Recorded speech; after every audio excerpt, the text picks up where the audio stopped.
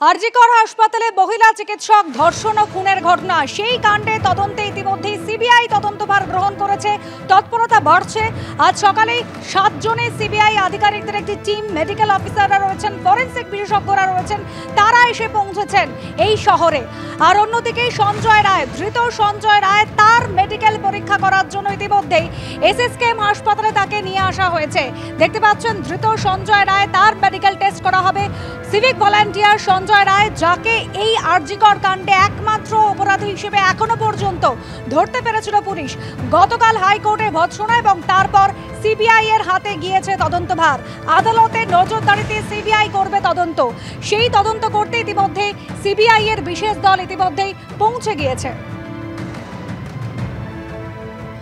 সরাসরি চলে যাব পার্থপ্রতিম ঘোষ, আমাদের প্রতিনিধি রয়েছেন আমাদের সঙ্গে। পার্থপ্রতিম, ইতিমধ্যেই ধৃত সঞ্জয় রায়, তার মেডিকেল পরীক্ষার জন্য নিয়ে যাওয়া হয়েছে এসএসকেএম হাসপাতালে, কি খবর?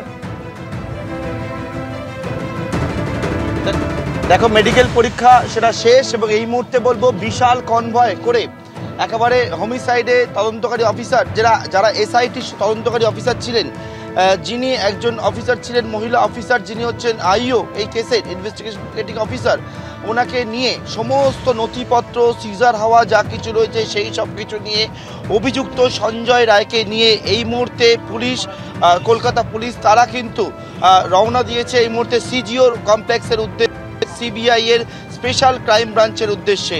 এবং দেখতে পাচ্ছ বিশাল কনভয়। আমরা দেখলাম সঞ্জয়কে যে গাড়ি থেকে, 4 চাকা গাড়ি থেকে প্রিজন ভ্যানে তোলা হলো রাস্তায়, এবং সেখান থেকে প্রিজন ভ্যানে তুলে তদন্তকারী অফিসাররা যারা রয়েছেন, এসআইটির সদস্যরা যারা রয়েছেন, তারা একটা কড়া নিরাপত্তা বেষ্টনীর মধ্যে দিয়ে, দেখতে পাচ্ছ ছবিটা, পর একের পর এক যে গাড়ি লাইন দিয়ে রয়েছে, এবং সেই গাড়ি নিয়ে কিন্তু সঞ্জয় প্রিজন ভ্যানে রয়েছে।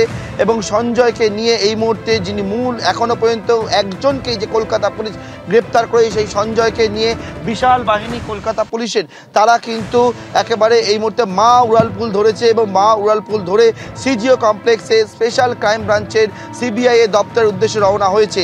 কারণ হাইকোর্টের যে নির্দেশ ছিল, সেই নির্দেশ অনুযায়ী তুমি জানো ইতিমধ্যেই যে কেস ডায়েরি হ্যান্ডওভার করা, সেই কেস ডায়েরি হ্যান্ডওভার হয়ে গিয়েছে।